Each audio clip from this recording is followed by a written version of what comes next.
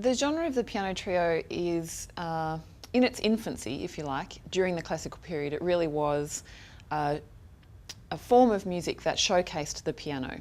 During the Baroque period and earlier, music was sort of the domain of the courts and the aristocracy, and gradually it was filtering down through into, you know, great homes and private homes and so on. And so the piano trio was a perfect form in which people could make music in the comfort of their own homes. Every household had a piano, basically, or an equivalent keyboard instrument, and so they could play them and invite their maybe less skilled friends or neighbours to join them and play the string parts or the wind parts. The instrument itself was developing at that time. The harpsichord was the darling of the Baroque, but the piano became the darling of the classical and romantic periods. So if we take the ensemble to mean violin, cello and piano, just for argument's sake, the violin would mostly play the melody along with the piano or harmonise the melody, but it wasn't a particularly independent part.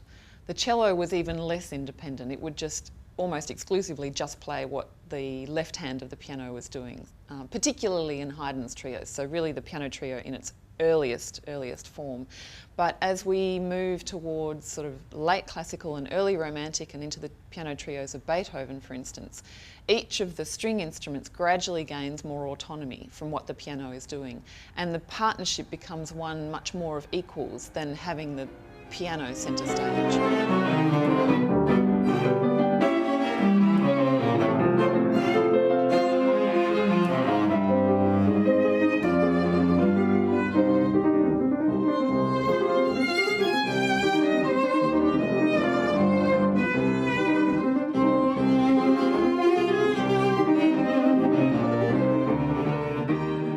If we look at Haydn's early piano trios, some of them are only 2 movements long. He then added a third, and probably the majority of his piano trios are with 3 movements.